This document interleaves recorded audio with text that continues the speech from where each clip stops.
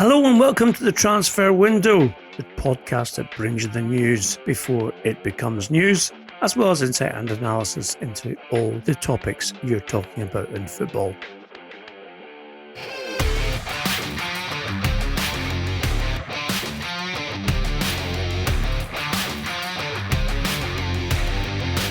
We brought you the exclusive news that Harry Kane wanted to leave Tottenham, but we also have news today about another striker who wants to leave and potentially has a move to an English Premier League club from La Liga.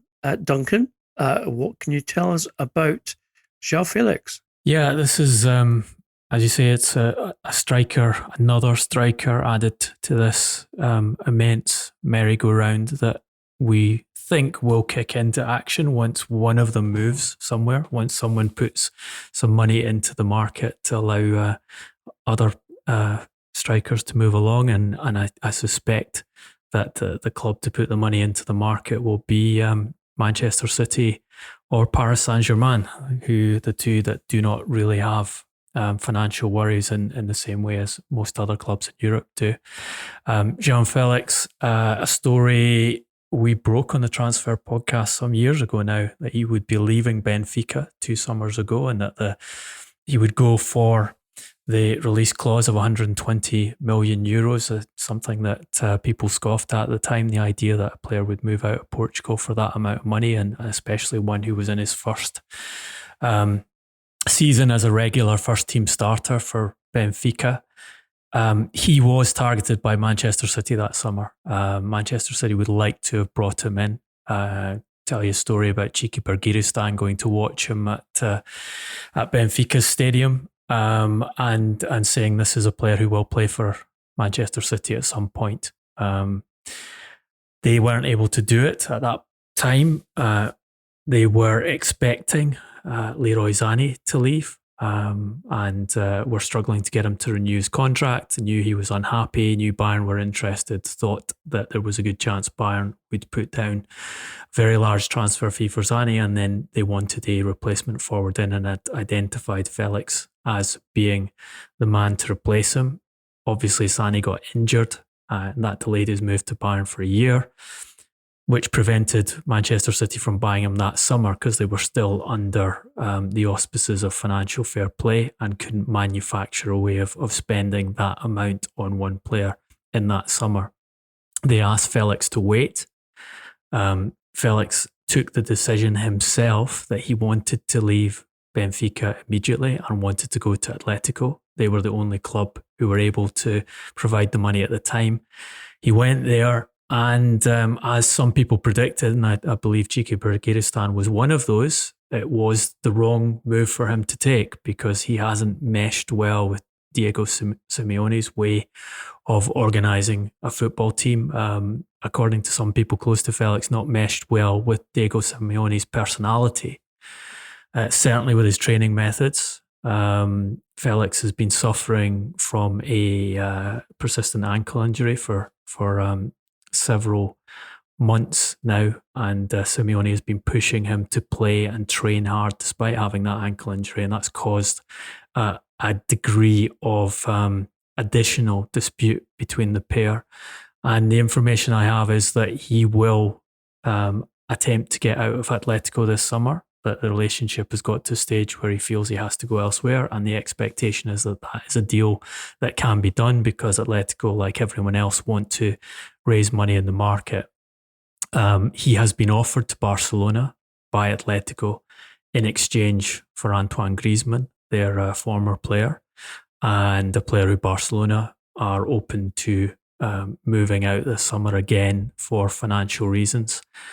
But I think his availability is such that it interests a lot of clubs around Europe and interests a lot of clubs who are trying to get involved in that striker merry-go-round. And here is a different option. Here is a 21-year-old. If you look at his statistical performance this season, first half of the season when he was fit, even though he wasn't always getting into the team because of tactical differences with Simeone, he had 14 La Liga starts, 7 goals and 6 assists. So his numbers are very good, as they have been for his still quite short career as a senior footballer. He presents, I think, an interesting option for Manchester City should they decide not to go for Erling Haaland, and should they stay, as you told us in the first podcast of the week, in the position that Harry Kane, at the price that Tottenham are asking for him, and at the age he is at, is not the best medium-term solution to their issues, and they should go for a different forward instead. With Felix, you get a different type of player to Haaland, but kind of the same profile in a sense in terms of age, in terms of ability to affect the play. I think a more natural fit to Manchester City, in that he is a player who combines well with his teammates and creates as well as finishing. Also, I think because he's a player who kind of thrives either playing off a central striker or playing in the space between the midfield and the front line, you can see that is a very natural fit to the way Pep Guardiola often has his team operating, and particularly the way he's had the team operating this season. So expect to see Felix move this summer, and expect to see a number of clubs jockeying to see what the cost of that transfer will be, what Atletico are prepared to sell him for, and whether he's a better option than some of the more storied names that are on the market at present. Having watched him, Duncan, this season, albeit in limited appearances, he does seem to me to be someone who could blend very easily into a team which combines Bernardo Silva, Kevin De Bruyne and Raheem Sterling with regards to creating opportunities, scoring goals as well. We know that Sergio Aguero obviously is leaving in this window at the end of his contract. Do we have any idea what the price may be? Because he did move for a very large fee when he joined Atletico. The release clause was 120 million. Atletico ended up agreeing a deal for 126 million because they were only going to pay a limited percentage of that fee in the first year. So they had to subsidise kind of interest payments to Benfica for the longer period it took to meet the release clause.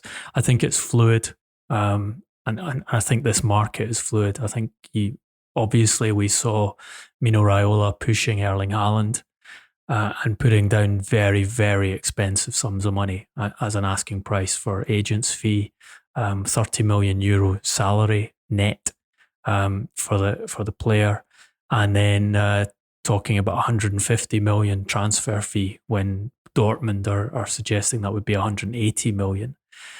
That was in a time when Raiola and when a number of the major clubs in Europe were expecting the Super League to happen. They were expecting to have a massive injection of cash coming via JP Morgan into their bank accounts to sort out their debts and to fight for top players on the market. I think now it just, as I say, it depends on who puts money in first, where it goes and how it gets circulated around. I think the only other club that has a reasonable amount to play with is Manchester United, because they're because of fundamentally the amount of revenue they make as a club, and the reserves they could create if they moved their finances around a little bit to do deals this summer. But as we said in the last podcast, that I think is dependent, as it always is with Manchester United, on Glazers' approval on spending. And whether the Glazers approve a lot of spending in this market or a medium amount of spending in this market, I think is down to public relations. It's down to the Glazers out movement, down to the protests against them for trying to join the Super League, basically for the way they've run the club through their ownership and what they feel they need to do to appease supporters. If they feel it has to be a lot of money, then we're talking potentially about Harry Kane going there, and as you explained on Tuesday, and I think you have more detail on where Manchester United are on that negotiation and strategy to get hold of Kane at present. Indeed. The Not a Penny More campaign by Manchester United fans. I'd love to think that 1 penny would be enough to buy João Felix, or even Harry Kane in that sense. But yes, the Harry Kane transfer saga rumbles on. I think it's significant that there appears to be an orchestrated and clever way of dealing with this, which comes from Kane and his representatives. They obviously leaked the information that Kane had asked formally to leave the club, although has not yet requested a transfer in a formal sense. It is our information that Manchester United have made it clear to Harry Kane that should he need to push the transfer, i.e. ask for a transfer in an official sense, which of course would disbar his entitlement to a payoff on his current contract, which is around 6 million net per year currently until 2024, meaning that he would lose out on £18 million of salary if he asked for a transfer. That those are the ways in which football works, that Manchester United are prepared to compensate him for that loss of earnings in a signing on fee, which could be paid over the length of his contract. And obviously he would expect and will be offered around twice his current deal at Tottenham Hotspur. So not only would he be earning more, but he would also get some kind of compensation fee for the wages that he gives up should he need to force his way out of Tottenham Hotspur. And that could be a very powerful way of doing things for Kane, because he has risked a lot, Duncan, making it public with regards to his desire to leave Spurs. The Spurs fans, I think it was quite interesting on Wednesday night of this week at the Tottenham Hotspur Stadium that the fans did not vent any anger on Kane. I think they obviously feel that he's given them great service, and also that if he wants to leave, then he should be allowed to leave to further his own ambition. And therefore, asking for a transfer would not in any way demean his legacy for Spurs. Also the case that financially he'd be compensated for requesting that transfer. A lot of players are not prepared to do that. But Kane's very, very stubborn, if you like, belief that this is the time for him to make a change would mean that he would forego that particular amount of money in order to make his move somewhere else. And also that he would obviously be earning more anyway.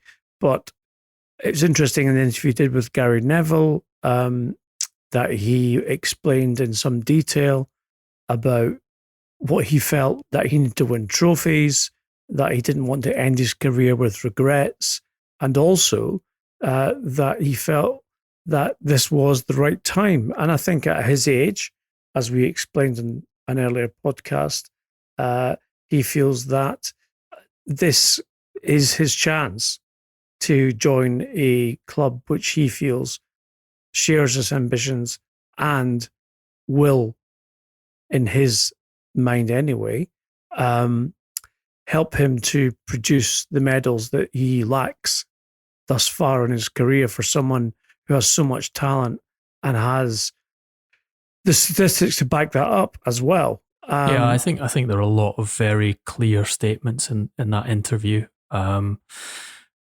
Talking about wanting to break Alan Shearer's Premier League scoring record of 260 goals. And you're probably looking at another 4 to 5 seasons of football in England to be able to do that, saying that he wasn't particularly keen on playing outside England at this stage, mentioning a transfer fee for him. If I could get 100 million, then why not? Suggesting that was strange, wasn't it? He's put a price on his own head.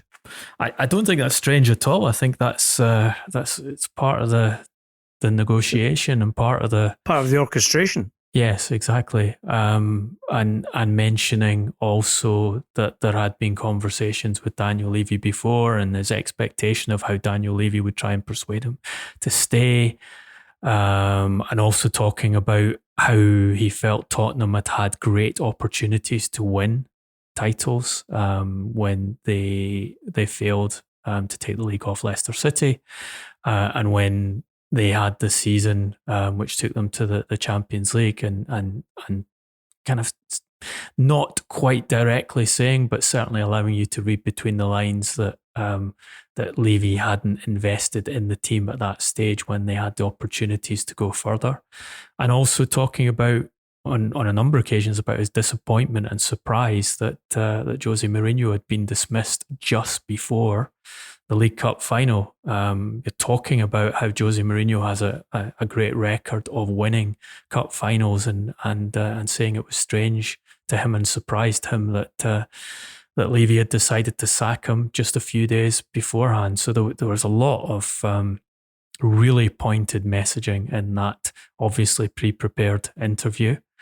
And you know, I think it's clear that the decision has been taken, as you reported a couple of weeks ago by Kane, that this is the summer to leave, and now he's pushing hard to make sure that happens.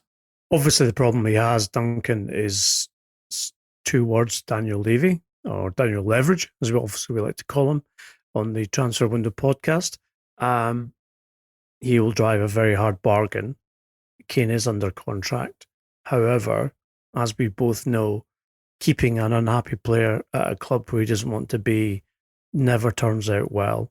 And therefore, my expectation is that with Kane already involved in this manoeuvring to extract himself from Tottenham Hotspur, will go to the limit in order to get the move that he wants.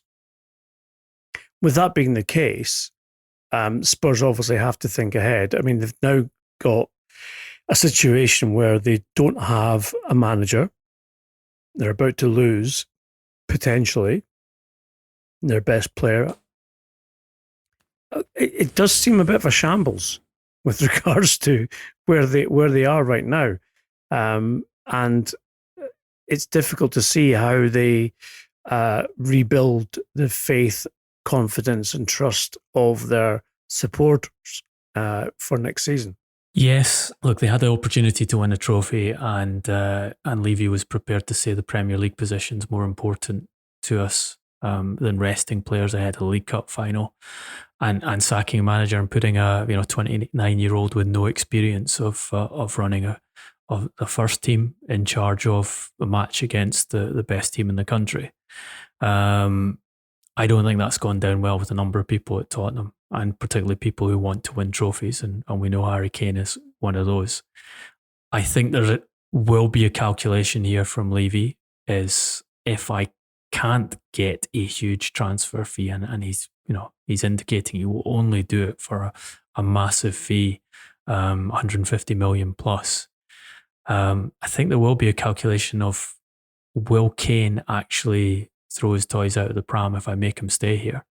Is he that kind of character who is going to have a bad season if I don't get the deal I want in the transfer market, and if I say stay another year? I'm not sure with Kane it's so clear cut that he doesn't strike me as the kind of individual who will just desist from training properly and desist from performing on the field. Partly because he is so focused on these kind of personal targets, that when he's talking about beating Alan Shearer's 260 goals and beating Wayne Rooney's England goal-scoring record, that reminds me of Cristiano Ronaldo.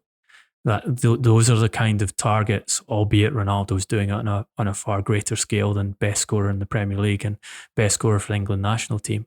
But part of the reason why Ronaldo's been so successful is he has designed his career around putting up the best numbers to be regarded not just as the best footballer in history, but the best sportsman in history. And that mentality has served him well. And I think has served Harry Kane well and will continue to serve Harry Kane well. So I think that will be a factor there.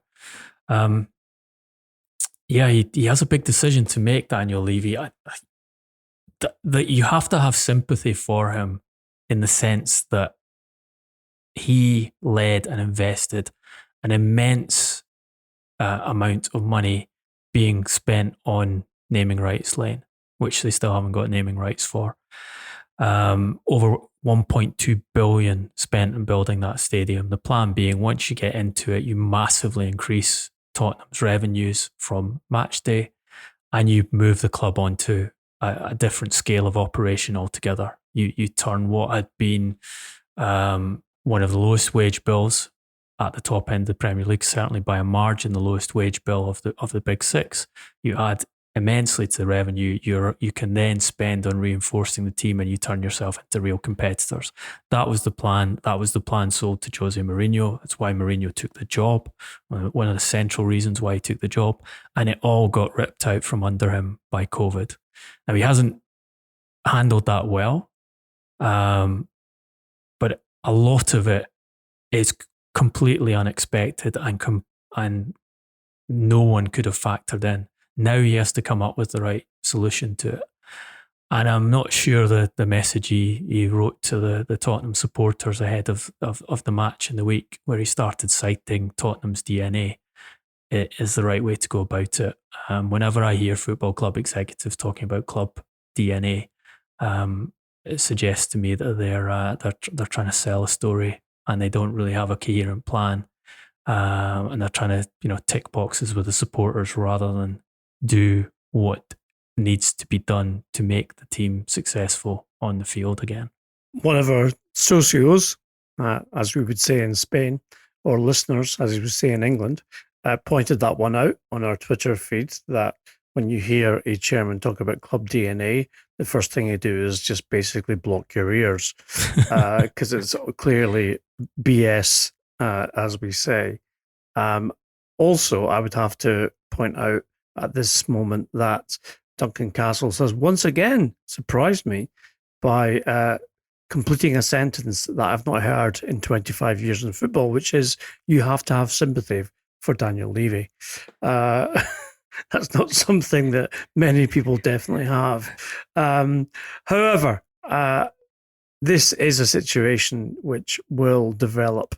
My personal feeling, Duncan, is that people I've spoken to who are close to Harry Kane say that his determination to move this situation where he gets what he wants is definite and will not end with him being forced to stay for the length of his contract, and that Levy will have to accept a sale price from the bidder, who Harry Kane himself wants to join.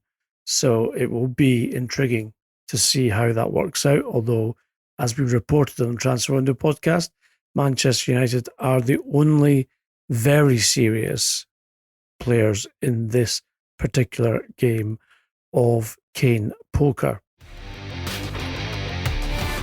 Slightly easier and certainly less difficult to decide is another legendary striker of the Premier League era in Sergio Aguero, whose contract expires and has already announced that he will leave at the end of the season.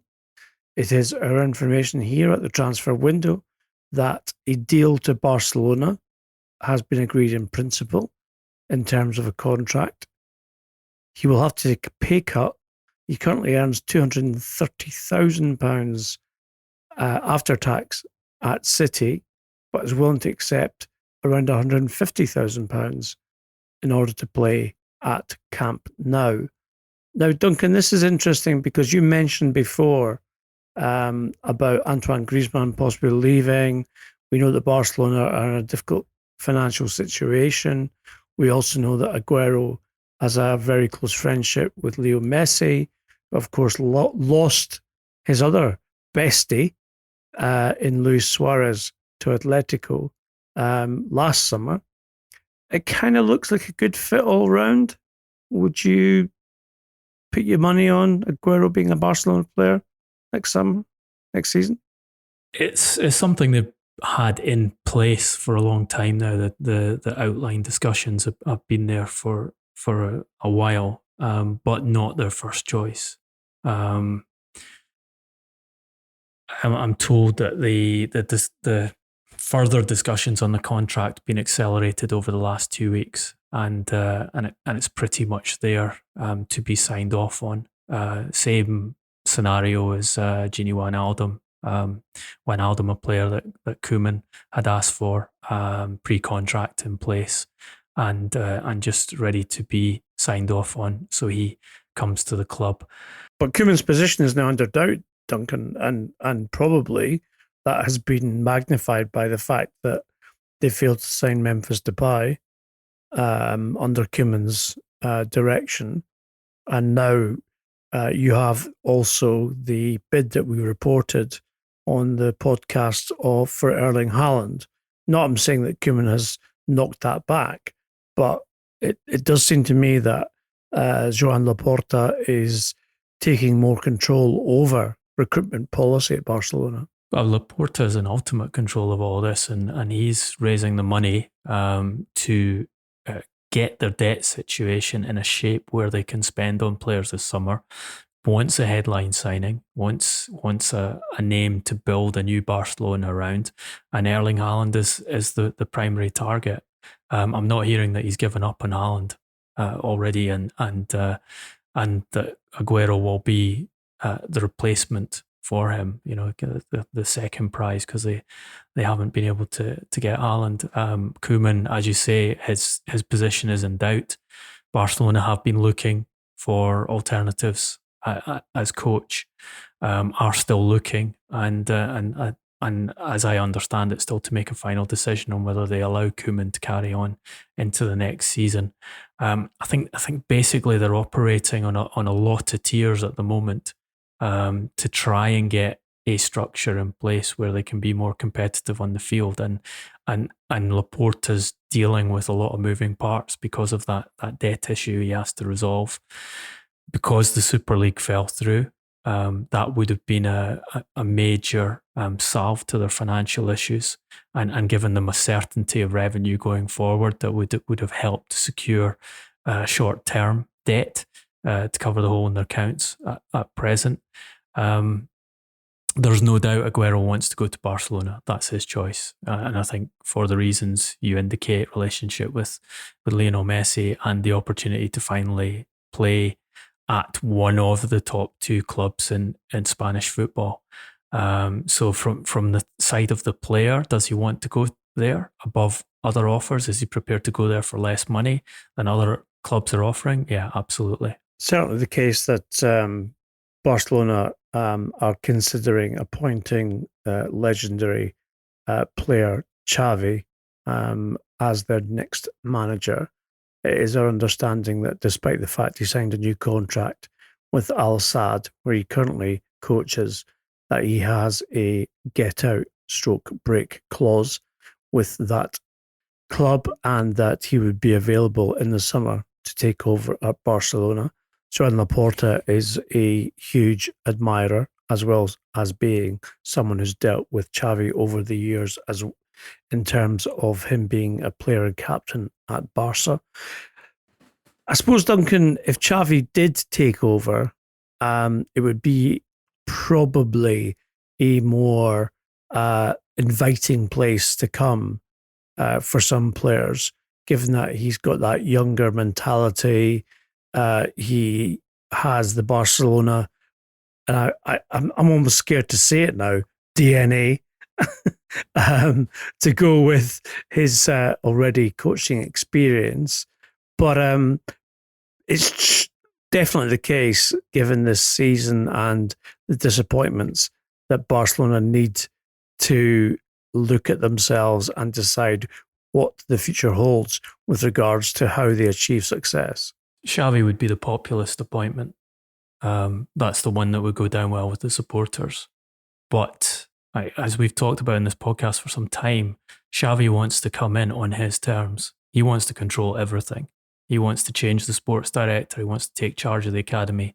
He wants to be directing which players come in, as well as running the first team. So think, regardless of what the relationship is with Laporta, and regardless of the populism that's involved in bringing Xavi back to the club, think about how much power Laporta would be ceding if he gave that managerial role on the terms that Xavi is demanding just after he's got back in at president. It's a big move, and also you're doing it for someone who there is absolutely no guarantee he will be a success as a coach. It's a slightly better appointment than the Andrea Pirlo one at Juventus, because he has actually had the experience of coaching for a couple of seasons. But he's been coaching in Qatar with easily the best squad in Qatar. In his first season, he made a mess of it and lost the title and lost it comprehensively. Talked to people who've coached against him there, and they told me they weren't very impressed by the way he was running the team. So maybe he's learned enough in those couple of seasons in Qatar to take on a Barcelona job, which is, it's not Pep Guardiola coming in to take over the most talented squad probably football's ever seen. It's a dysfunctional club with an imbalanced squad, with a lot of change required to it. And, if Xavi comes, he has to play one kind of football. And are Barcelona, that squad he has, or the squad he can build with the funds that are available to them, set up to play that kind of football? It's to me, that is a risky appointment and a risky road for them to go down. To be fair to Xavi, he's gone to Qatar, a country he probably used to go maybe once or twice on holiday to. He would know very little about the football there. And any coach going into... He played there for several seasons. He went there for a massive payoff contract to finish his career. He knew the league. I mean, I meant managing, Duncan, not playing. Yeah, but he's not coming in coaching blind into the Qatar league. He knows the league. He knows the players. There's a big demand for him to be coach. But if you look at what's happened with appointments of younger managers who used to be star players for their clubs across European football over the last few seasons, I think you tread that path very carefully. Well, you're very correct in saying that Xavi would be the popular appointment, both in the dressing room and with the socios of Barcelona Football Club. So it will be interesting to see if indeed Koeman is to leave, which is definitely a possibility.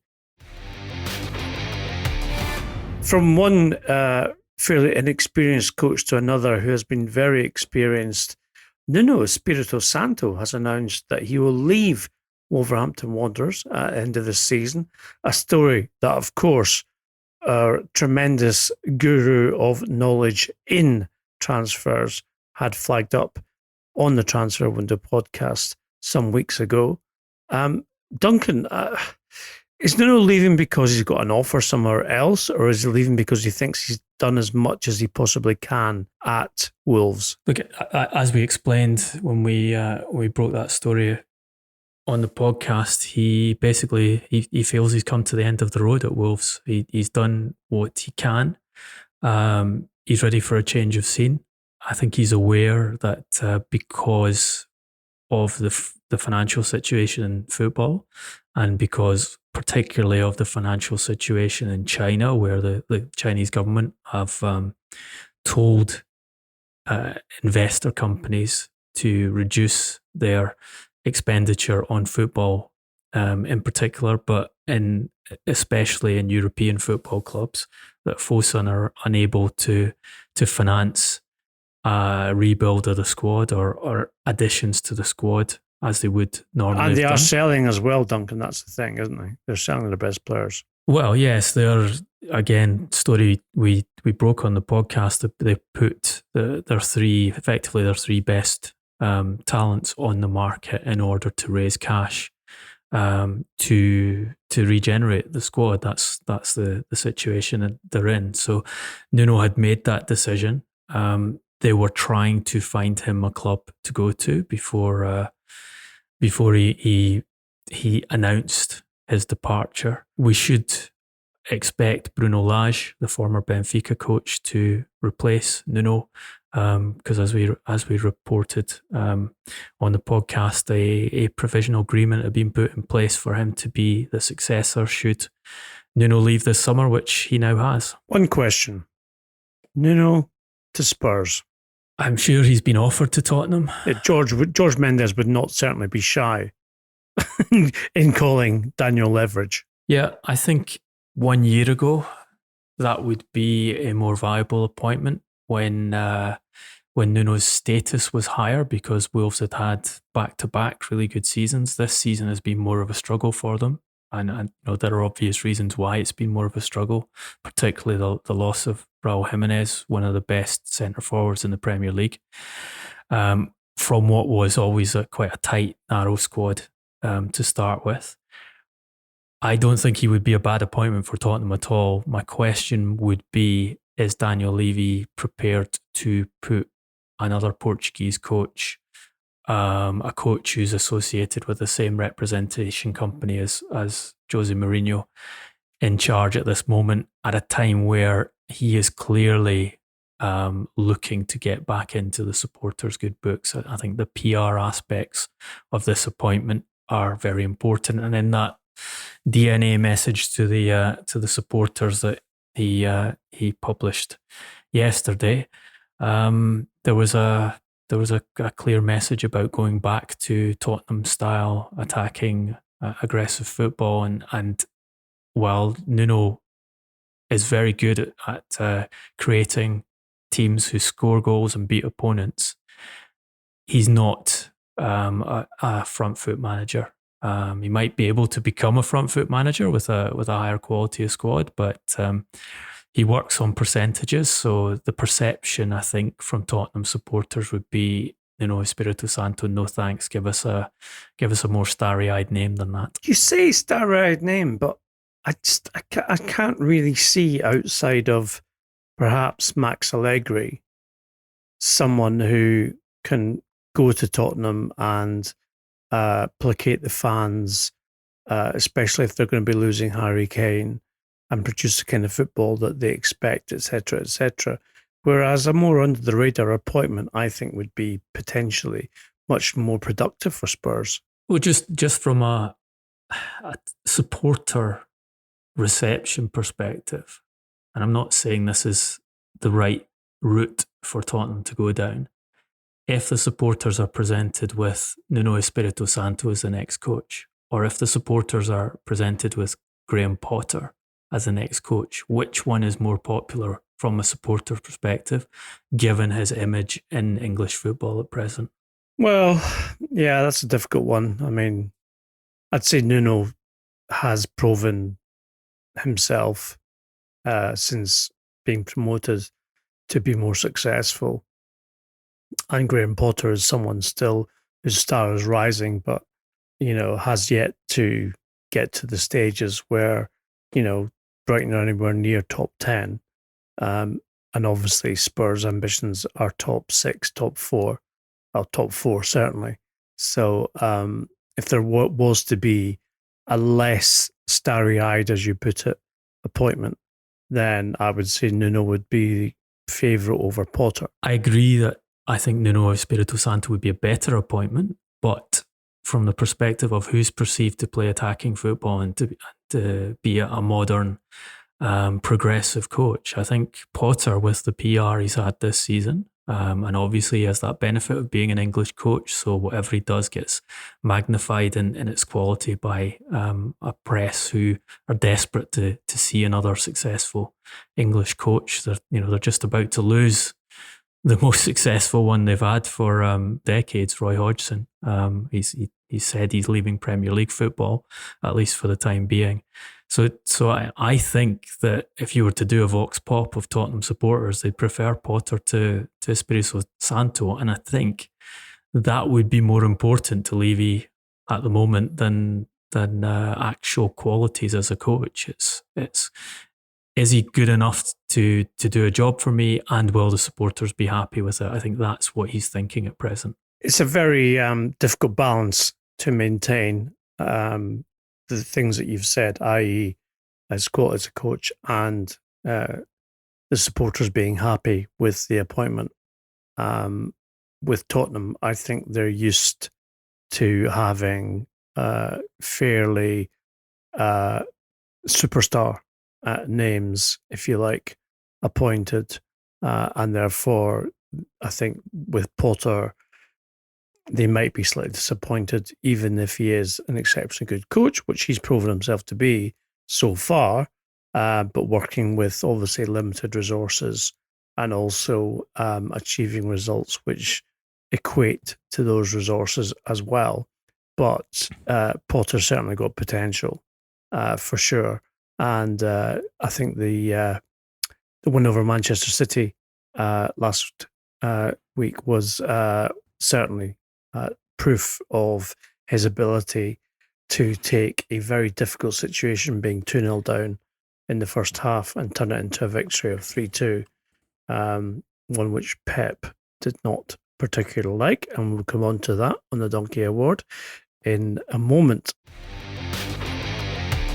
We will, however, briefly discuss the situation at Celtic Football Club, where they are in a moment of transition. They have an interim manager. Very, very disturbing that their outgoing chief executive, Peter Lawl's house, and his family were threatened in a violent disruption at the start of this week.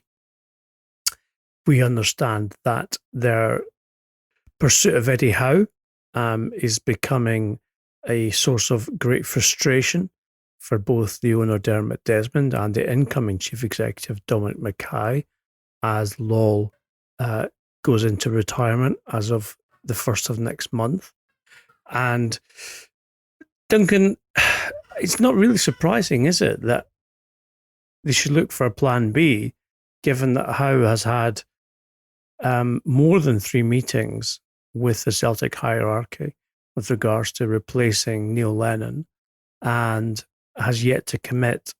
And as you and I have discussed, he could have signed a pre-contract or a heads of agreement, which he's not done, and that Celtic's executives are becoming very, very impatient now with regards to what Howe's intentions are. We've reported on the podcast that he would prefer to stay in England and in the Premier League, and is hopeful that the Crystal Palace job will be his. What does Celtic do now? I think, as you say, they have to look for a plan B. If you decide you want to hire a coach, you interview him, he says he's interested in taking the job, you offer him the job, and then it's probably 2 months now that they've been in this position of stasis where they are signalling that I will be their next manager and briefing Scottish media that they'll be the next manager, but they don't have a formal signature on a contract from Howe, and in our information, Howe's representatives are pushing him for other jobs. And it wouldn't surprise me at all that Eddie Howe thinks he has an outside opportunity of the Tottenham Hotspur job, given that a couple of years ago, when he was in the ascendancy of young English coach, when he was in the Graham Potter position, he was being talked about as potential Arsenal manager, and would certainly have been high on a list of candidates for Tottenham had the job opened up at that stage. He clearly would prefer to stay in England and stay in the south of England, and feels that he can keep Celtic waiting until he's explored the other options and has that job to fall back on. That's quite a slap in the face to Celtic Football Club, because if they see a manager who has significant achievements in English football, but nowhere near coaching at the top of the English game, all of his work at one club, quite a ignominious final season where they were relegated, and where there was some significant problems within the squad during that period, preferring to go to a club like Crystal Palace than to one of the two top clubs in Scotland, and a club that has the opportunity to play Champions League football next season. It's not what you expect. That you know that you have less financial resource than Crystal Palace, but what Celtic can offer a manager is a platform to prove themselves a winner. And it is a real challenge at present. Steven Gerrard and Rangers have built a team who play a very well drilled and effective form of football that comprehensively took the title off Celtic. Celtic supporters are unhappy and want to see Rangers knocked back off the perch next season. But it's a great opportunity, the Celtic job. And if you do that, if you succeed there, you can see a very recent example of a manager who is a leading candidate for the Tottenham job, who doesn't particularly seem to want to take the Tottenham job because he thinks he has a better situation at Leicester City at present. So regenerating his career by going to Scottish football, winning there, coming back into one of the prime jobs in the Premier League, and now being talked about as a future. It's not Tottenham Hotspur is the best job opportunity open to him. He's being talked about as a future Manchester City manager. He would like to be talked about as a future Manchester United manager. Maybe if Solskjaer has another questionable season, that job might open up next campaign. So I think Eddie Howe turns this one down, or keeps Celtic waiting at his peril. Well, as a Celtic fan, I'd like to offer my congratulations to Steven Gerrard on winning his first league title. And I'm pleased for him, as someone who I've known for more than 20 years. Notice I've not mentioned the club he manages. Duncan, you mentioned Steven Gerrard there at Rangers. Also his partner in the England midfield, Frank Lampard, is out of work, as we know. We understand that he would not be, in terms of the interest of West Bromwich Albion, averse to talking to West Brom's executives, because he feels that perhaps his time at Derby County, it was only a year, but they were defeated in the playoff final by Aston Villa.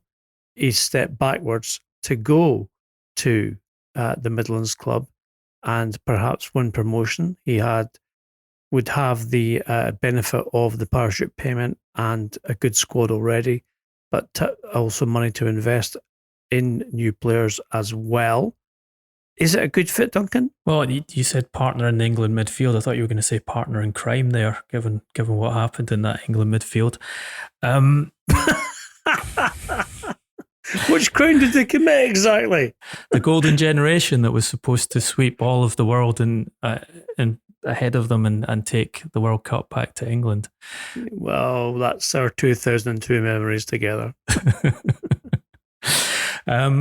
It's interesting that he's thinking that way. I can see the calculation that dropping it back down into the Championship to work with a good squad of players where you have a bit of financial resource to build something with the expectation that you can go a step further than you did at Derby County, and get promotion to the Premier League, and then keep them in the Premier League. And if you can put together those 2 years of work, then you're in that Brendan Rodgers scenario where the bigger clubs will look to employ you again. And you've told us, and this is obviously coming direct from Frank himself. He feels that he rushed into the Chelsea job. It wasn't the optimal time to take it. He had to take it because the opportunity was there. Derby was kind of a similar scenario.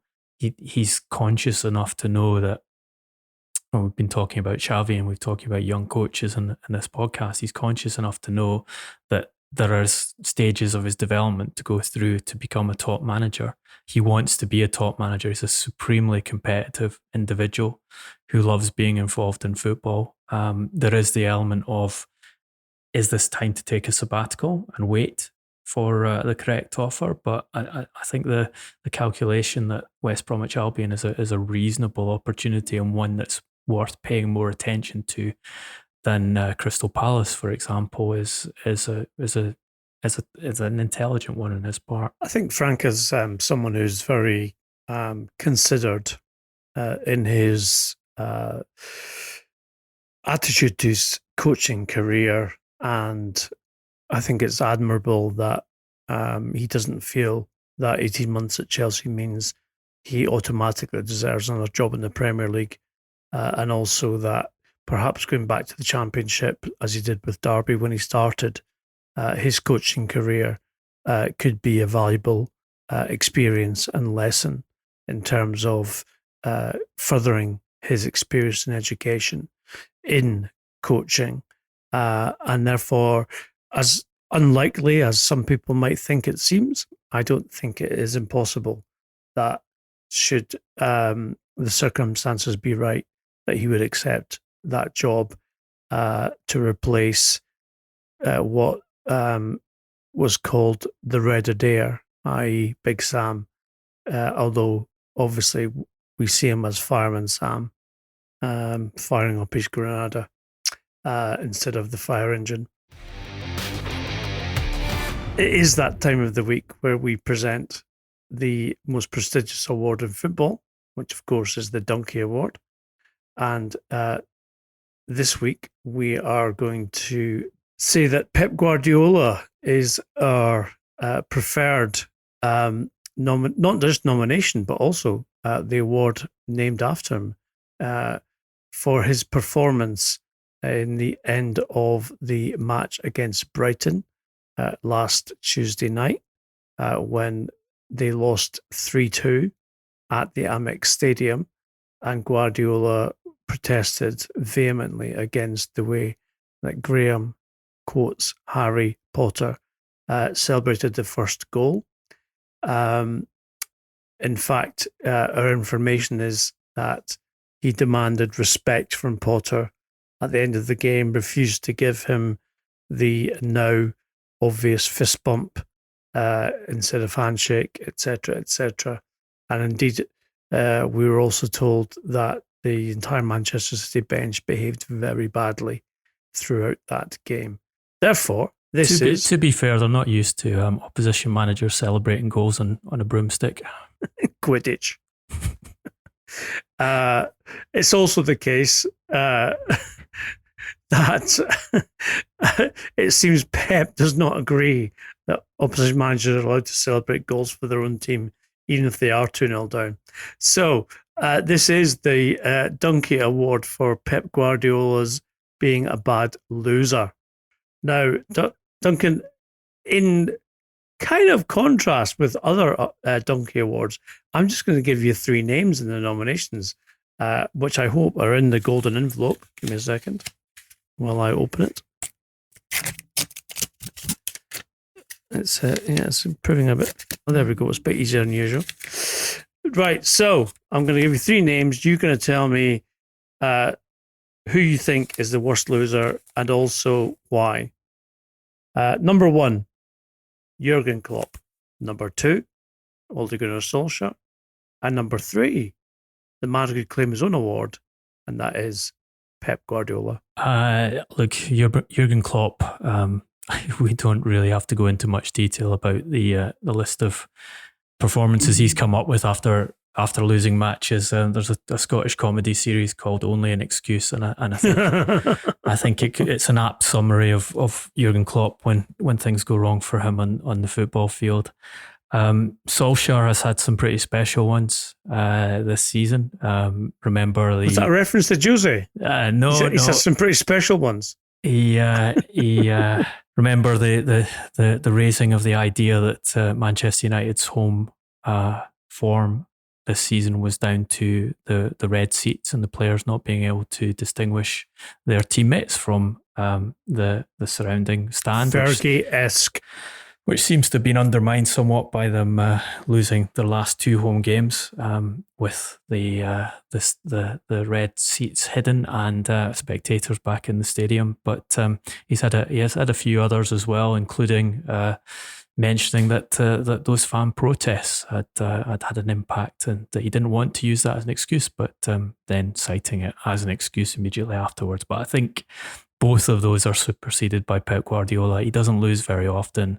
But when he loses badly. And I think this week's rant at Graham Harry Potter matched up with his pretty much most of his bench after losing 3-2. Yes, they had a very bad red card decision go against them, but they just won the Premier League a few days beforehand. They'd had their big party. He'd been doing his karaoke. He'd had it shown around the nation. He'd people laughing and amused by Pep Guardiola, and then he loses an irrelevant game in the sense of irrelevant to Manchester City's final position in the league, relevant to them earning any money, whereas Brighton, it is significant.